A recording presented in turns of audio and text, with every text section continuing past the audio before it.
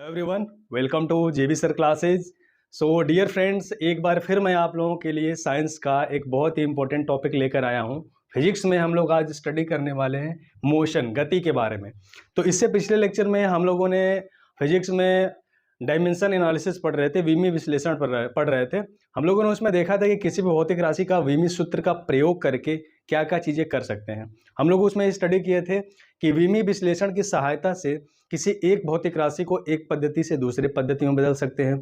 किसी भौतिक राशि के फिजिकल इक्वेशन के करेक्टनेस चेक कर सकते हैं। और हम लोगों ने देखा था कि अगर हमको यह पता हो कि कोई भौतिक राशि किन पैरामीटर्स पर डिपेंड कर रही है, तो उस भौतिक राशि के लिए हम लोग फॉर्मूला भी डिराइव कर सकते हैं। तो ये सारे टॉपिक्स हम लोगों ने प्रीवियस लेक्चर में बहुत ही अच्छे से स्टडी किए थे। तो अगर आप लोग उस वीडियो को नहीं देखे हैं तो आई बटन में मैं उसका लिंक दे दूंगा और डिस्क्रिप्शन में भी मैं उसका लिंक दे दूंगा, जहां से आप जा करके उस वीडियो को देख सकते हैं। तो आइए स्टार्ट करते हैं आज का लेक्चर और स्टडी करते हैं मोशन। तो first of all we have to know what is motion. Motion होता क्या है, गति होता क्या है। मोशन, मोशन, गति।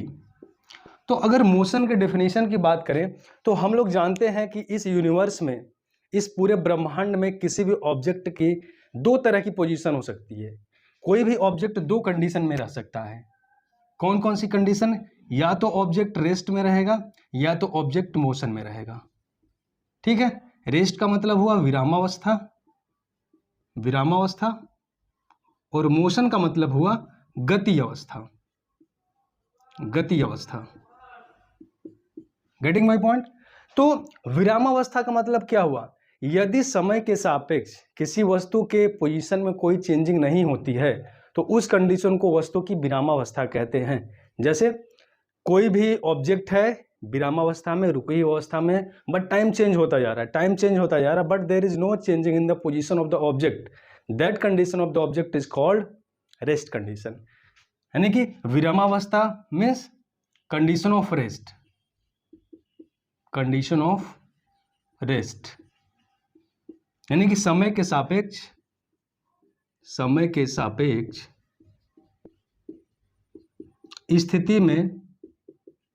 स्थिति में कोई परिवर्तन नहीं, कोई परिवर्तन नहीं। तो इस कंडीशन को हम लोग बोलते हैं विरामावस्था। ठीक, अगर हम मोशन की बात करें, मोशन का मतलब क्या होता है? जब समय के साथ वस्तु की स्थिति में परिवर्तन होता है तो वस्तु की इस स्थिति को हम लोग गति की अवस्था बोलते हैं। यानी कि जब समय के सापेक्ष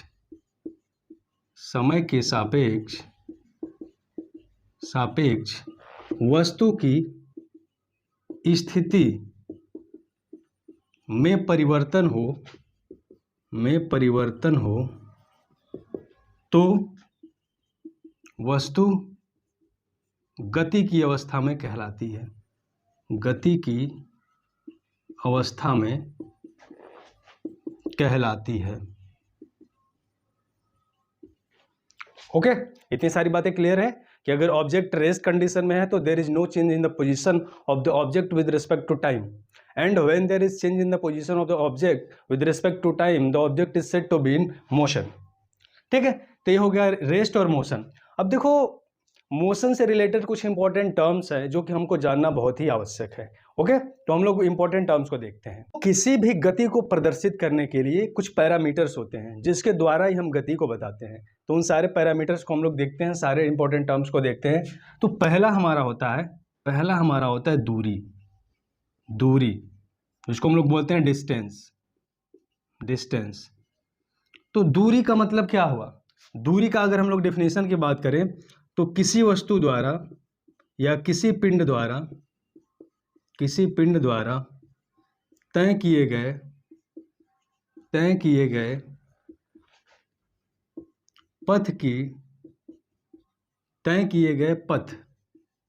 पथ की वास्तविक लंबाई दूरी कहलाती है।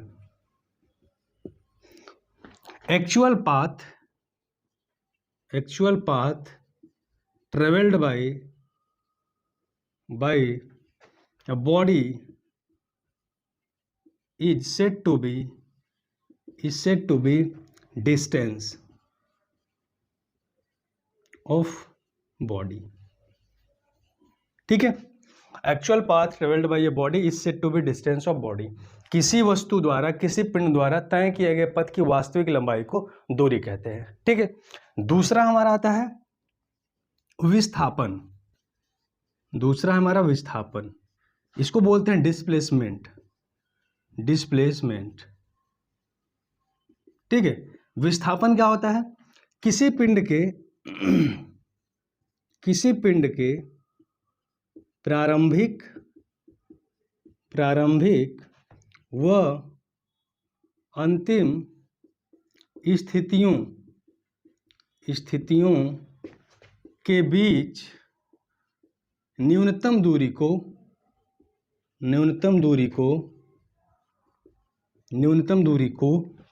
विस्थापन कहते हैं। न्यूनतम दूरी को विस्थापन कहते हैं। Least distance between initial and final position of an object is called displacement. ठीक है, पिंड के प्रारंभिक व अंतिम स्थितियों के बीच की न्यूनतम दूरी को विस्थापन कहते हैं। Least distance between initial and final position of a body is called its displacement. अब देखो, दूरी और विस्थापन को एक एग्जाम्पल के थ्रू हम लोग समझ लेते हैं। ठीक है, एग्जाम्पल के थ्रू समझते हैं। जैसे कि सपोज करो कि यहाँ पे एक कोई लड़का है, यहाँ पे कोई बॉय है, एक लड़का है, और यहाँ उसका इनिशियल पॉइंट है। यहाँ से वह स्टार्ट करता है मूव करना, यहाँ से वह चलना शुरू करता है, और 5 या 4 मीटर हमारा ईस्ट की ओर आता है, 4 मीटर पूरब की ओर आता है, और यहाँ से 4 मीटर आने के बाद यहाँ पर टर्न होकर के 3 मीटर यहाँ ऊपर जाता है, यानी कि इसको पॉइंट O कंसीडर करें, and this is A and this is B। तो इस पूरे जर्नी में हमको निकालना है दूरी कितना हुआ और विस्थापन कितना हुआ, यानी कि डिस्टेंस कितना हुआ एंड डिस्प्लेसमेंट कितना हुआ। ठीक है, डिस्प्लेसमेंट। तो अगर दूरी की हम लोग बात करें तो दूरी क्या होता है? Actual path travelled by a body is called its distance. तो देखो, पहले क्या कर रहा है? पहले लड़का O से A तक चल रहा है 4 मीटर, फिर उसके बाद A से B चल रहा है 3 मीटर, यानी कि दूरी कितना हो जाएगा? अगर डिस्टेंस D की हम लोग बात करें तो कितना होगा?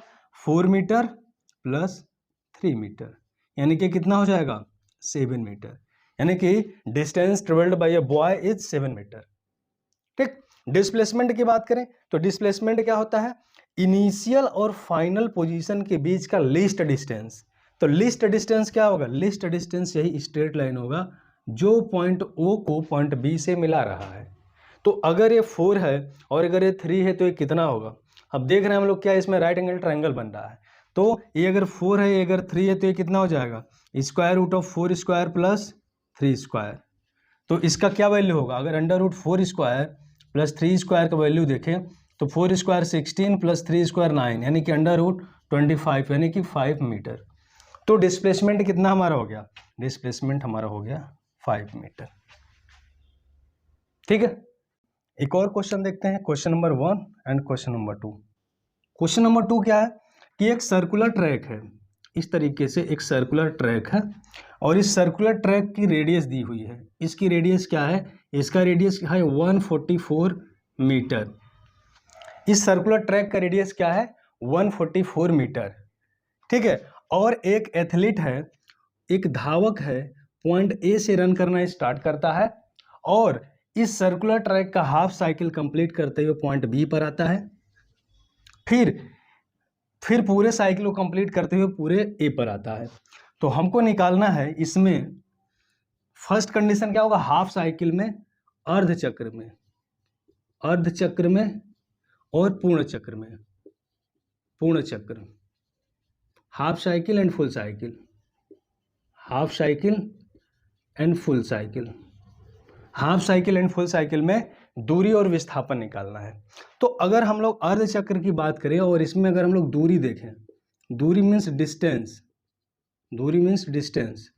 तो अगर अर्ध चक्र की हम लोग बात करें तो एथलीट धावक ए से चलना स्टार्ट करता है और बी पर आता है। तो दूरी क्या होगा, actual path travelled bye a body. तो एक्चुअल पाथ क्या ट्रेवल करेगा, यह अर्धवृत्त का क्या है, यहां से ए से बी तक, तो ये कितना होगा, अगर कंप्लीट साइकिल चलता तो उसके द्वारा ट्रेवल डिस्टेंस कितना होता, वृत्त की परिधि होती और वृत्त की परिधि 2 पाई आर होता। लेकिन ये अर्ध चक्र चल रहा है तो अर्ध चक्र में दूरी कितना हो जाएगा, पाई आर, पाई आर, और आर की वैल्यू कितनी है 144 मीटर, यानी कि इसको हम लोग लिख सकते हैं 144 पाई मीटर। ये हमारा क्या हो गया, डिस्टेंस हो गया हाफ साइकिल में। और उसके बाद डिस्प्लेसमेंट क्या हो गया, विस्थापन, विस्थापन।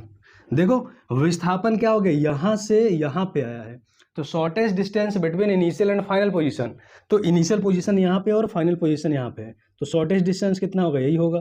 तो अगर रेडियस इसका 144 मीटर है तो क्या हो जाएगा, ये पूरा हमारा डायमीटर हो गया, व्यास हो गया। तो विस्थापन कितना हो जाएगा, 144 प्लस 144 यानी कितना हो जाएगा 288 मीटर। ये तो अर्ध चक्र में हो गया। अगर पूर्ण चक्र की बात करें तो पूर्ण चक्र में हमारा दूरी कितना हो जाएगा, दूरी हो जाएगा 2 पाई आर, है ना, 2 पाई आर पूरा कंप्लीट सर्किल। तो 2 पाई आर कितना हो जाएगा, 2 पाई इंटू 144 यानी कि 288 पाई मीटर। और विस्थापन कितना हो जाएगा, विस्थापन, विस्थापन हमारा क्या हो जाएगा, इनिशियल पॉइंट भी वही रहेगा और फाइनल पॉइंट भी वही रहेगा, तो विस्थापन कितना हो जाएगा, 0 हो जाएगा। तो यहाँ पे विस्थापन 0। ठीक है, तो आई होप दूरी और विस्थापन का डेफिनेशन और इसके बीच में क्या डिफरेंस होता है बहुत ही अच्छी तरीके से आप लोगों को क्लियर हुआ होगा। ओके, अब हम लोग देखते हैं चाल और वेग के बारे में। चाल और वेग क्या होता है,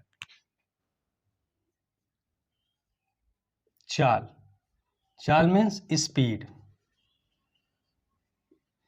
चाल क्या होता है, किसी वस्तु द्वारा किसी पिंड द्वारा एकांक समय में चली गई दूरी को वस्तु का चाल कहते हैं। एकांक समय में, एकांक समय में तय की गई दूरी को, तय की गई दूरी को चाल कहते हैं, चाल कहते हैं। Distance travelled, distance travelled per unit time is called speed. Distance travelled per unit time is called speed, यानी कि स्पीड, चाल बराबर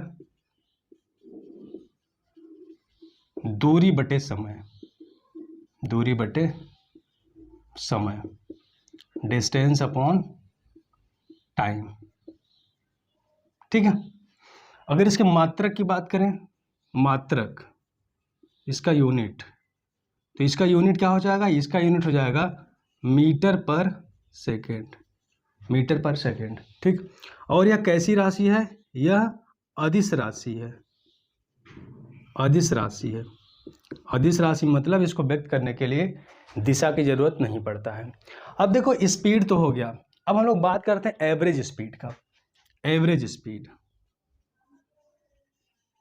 एवरेज स्पीड, एवरेज स्पीड मतलब औसत चाल, औसत चाल। औसत चाल क्या होता है, वस्तु द्वारा, वस्तु द्वारा तय की गई कुल दूरी, कुल दूरी बटे कुल समय, बटे कुल समय, यानी कि टोटल डिस्टेंस ट्रेवल्ड, यानी कि average speed, average speed equals to total distance travelled upon total time, total time elapsed, total time elapsed.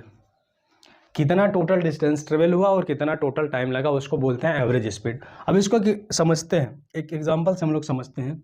Suppose करो कि यहाँ पे कुछ डिस्टेंस है, this is point O and this is point P, ठीक है, और इनके बीच का जो डिस्टेंस है ना, ये डिस्टेंस x है, ठीक है, और कोई बॉडी O से P तक S1 स्पीड से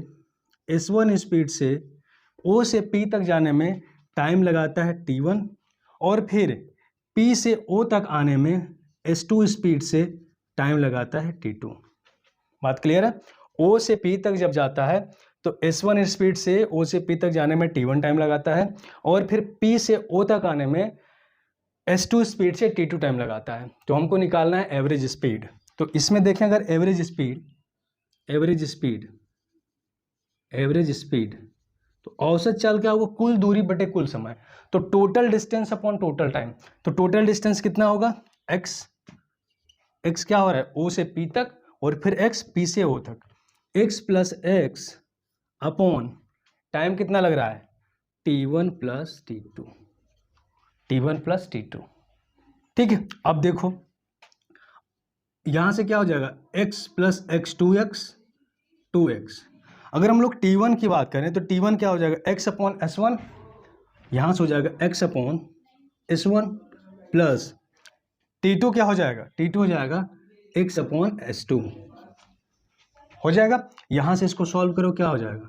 यहां से 2x अपॉन, अगर x हम लोग कॉमन कर ले, तो यहां से क्या हो जाएगा? x into S1 plus S2 upon S1 S2।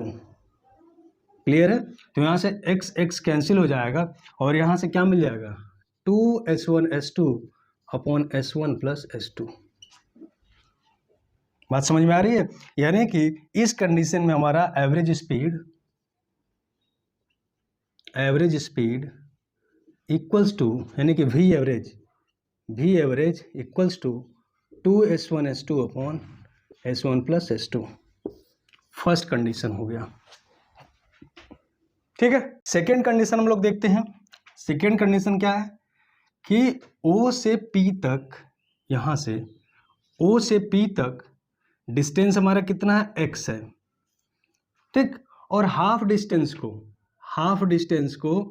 S1 speed से T1 टाइम में कंप्लीट करता है, और सेकेंड हाफ डिस्टेंस को S2 स्पीड से T2 टाइम में कंप्लीट करता है। बात समझ में आ रही है? तो इस कंडीशन में हमको निकालना है एवरेज स्पीड। तो average speed equals to total distance upon total time. तो टोटल डिस्टेंस क्या हो जाएगा? x upon 2 plus x upon 2, यही होगा ना टोटल डिस्टेंस। आधे डिस्टेंस को T1 टाइम में पूरा कर रहा है, और आधे डिस्टेंस को T2 टाइम में पूरा कर रहा है। तो average speed total distance x upon 2 plus x upon 2, और टोटल टाइम कितना हो जाएगा? टोटल टाइम हो जाएगा T1 प्लस T2, ठीक है। टोटल टाइम क्या हो जाएगा? T1 plus T2। तो अगर हम लोग x अपॉन 2 की बात करें, तो यानी कि आधा डिस्टेंस किसे ट्रेवल कर रहा है? S1 स्पीड से। तो x अपॉन 2 क्या लिख सकते हैं? S1 T1 लिख सकते हैं ना। S1 स्पीड से T1 टाइम में x/2 डिस्टेंस ट्रेवल कर रहा है, तो x/2 कितना होगा? S1 T1 plus S2 T2 upon T1 plus T2, ये हो जाएगा। यदि T1 equals to T2 equals to T, यानी कि जो T1 टाइम है वही T2 टाइम है, और वो T के बराबर है, तो उस केस में क्या हो जाएगा? उस केस में V एवरेज कितना हो जाएगा? S1T plus S2T upon 2T होगा। तो T कैंसिल हो जाएगा, यहाँ से क्या बचेगा? S1 plus S2 upon 2। तो ये हमारा V एवरेज। तो ये दो कंडीशन है जिसमें कि हम लोग किसी भी ऑब्जेक्ट का एवरेज स्पीड निकालते हैं। फर्स्ट कंडीशन क्या था? फर्स्ट कंडीशन में S1 स्पीड से गया, फिर S2 स्पीड से आया। सेकंड में क्या है? S1 स्पीड से आधा डिस्टेंस ट्रेवल किया, और S2 स्पीड से आधा डिस्टेंस ट्रेवल किया। तो उस केस में एवरेज स्पीड क्या हुआ? S1 plus S2 upon 2। I hope इतनी सारी चीज़ें क्लियर होगी। अब हम लोग चलते हैं चाल के बाद वेग पर, वेलोसिटी। अब हम लोग बात करते हैं वेग की। वेग मीन्स वेलोसिटी। ठीक है। वेग क्या होता है? वेग वेलोसिटी प्रति एकांक समय में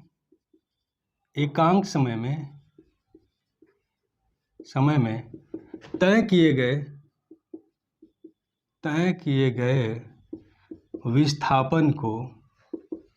विस्थापन को वेग कहते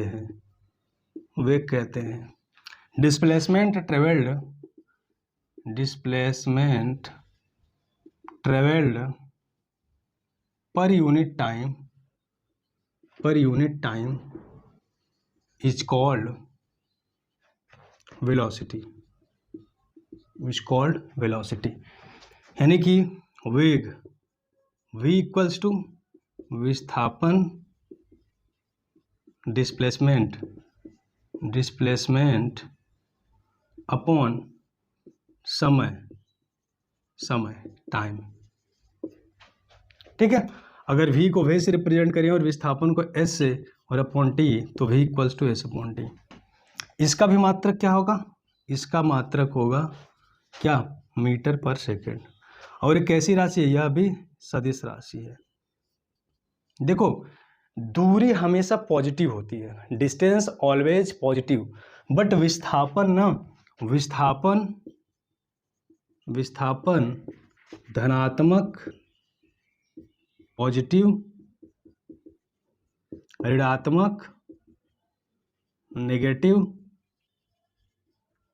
एंड जीरो एवं शून्य, जीरो हो सकती है।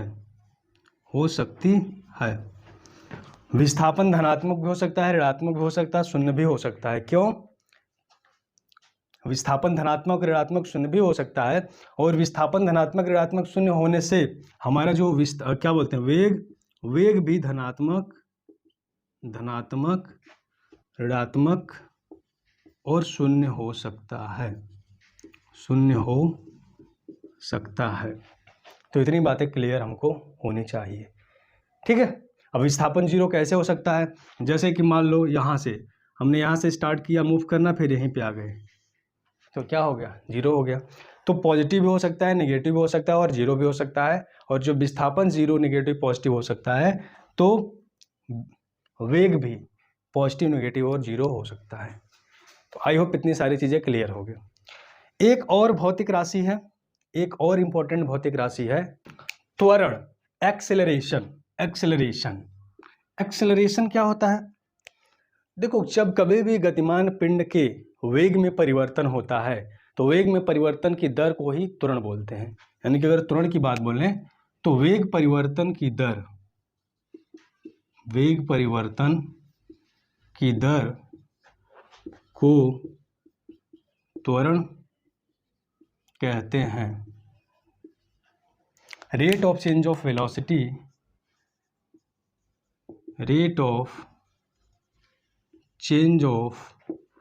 Velocity is called acceleration. Acceleration को ए से डिनोट करते हैं और ए इक्वल्स टू वेग परिवर्तन बटे समय। ठीक है। अब सपोज करो कि यहाँ पे कोई बॉडी है, यहाँ पे कोई पिंड है और यह इस लेवल पे रखा हुआ है और इसका इनिशियल वेलोसिटी क्या है? u है, प्रारंभिक वेग u है। और इस पर क्या किया गया? इस पर एक एक्सटर्नल फोर्स अप्लाई किया गया और एक्सटर्नल फोर्स अप्लाई करने से इसका वेग में परिवर्तन हो गया और इसका अंतिम वेग v हो गया। और वेग में परिवर्तन u से v होने में टाइम लगा t। तो कितना होगा वेग परिवर्तन? v माइनस u और समय कितना है? t। तो ये हमारा होता है एक्सेलरेशन। वेग परिवर्तन की दर को त्वरण कहते हैं। इसको और कैसे लिख सकते हैं? a equals to delta v upon delta t। ठीक है। इसका मात्रक क्या होगा? इसका मात्रक मीटर पर सेकेंड स्क्वायर। और यह कैसी राशि है? यह एक सदिश राशि है। त्वरण एक सदिश राशि है। क्यों? क्योंकि विस्थापन सदिश राशि है, वेग भी सदिश राशि है। अब देखो, ये तो त्वरण हो गया। इसी से रिलेटेड एक वर्ड होता है मंदन, रिटार्डेशन। मंदन क्या होता है? देखो, त्वरण तब होता है जब किसी भी वस्तु के वेग में वृद्धि होती है। तो उस कंडीशन में वेग परिवर्तन की दर को त्वरण बोलते हैं। लेकिन जब वस्तु के वेग में कमी होती है तो उस कंडीशन में उसको हम लोग मंदन बोलते हैं। यानी कि मंदन बराबर होता है वेग में कमी बटे समय। ठीक है, यानी कि मंदन त्वरण के बराबर होता है, लेकिन दोनों की दिशा विपरीत होती है। बात समझ में आई कि जब वेग में कमी होगी तो उसको हम लोग बोलेंगे मंदन, और जब वेग में वृद्धि होगी तो उसको क्या बोलेंगे, त्वरण बोलेंगे। तो त्वरण क्या होता है, त्वरण हमेशा पॉजिटिव होता है, त्वरण हमेशा पॉजिटिव होता है। और मंदन क्या होता है, मंदन नेगेटिव होता है, वेग में कमी होती है। तो मंदन क्या होता है, मंदन का मतलब क्या हुआ, त्वरण का नेगेटिव मान। यानी कि मंदन हम लोग कैसे लिखेंगे, मंदन इक्वल्स टू -a। और इसका भी मात्रक क्या होगा, इसका भी मात्रक मीटर पर सेकेंड स्क्वायर होगा। ठीक है, तो आई होप इतनी सारी चीज़ें आप लोगों को क्लियर होगी। तो आज हम लोगों ने मोशन का एक बेसिक जो इम्पोर्टेंट टर्म्स होते हैं, क्योंकि पूरे मोशन को पढ़ने के लिए इम्पोर्टेंट है, तो उसके बारे में हम लोग स्टडी किया। हम लोगों ने दूरी के बारे में, विस्थापन, चाल, वेग, त्वरण, इन सारे टॉपिक्स को बहुत ही अच्छे से और बहुत ही प्रॉपर वे में देख लिया है। तो आई होप आप लोगों को सारी चीज़ें क्लियर होगी। फिर भी अगर कोई डाउट होता है तो आप कमेंट सेक्शन में कमेंट करके पूछ सकते हैं।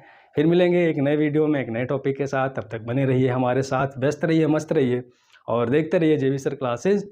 सो okay, thank you very much.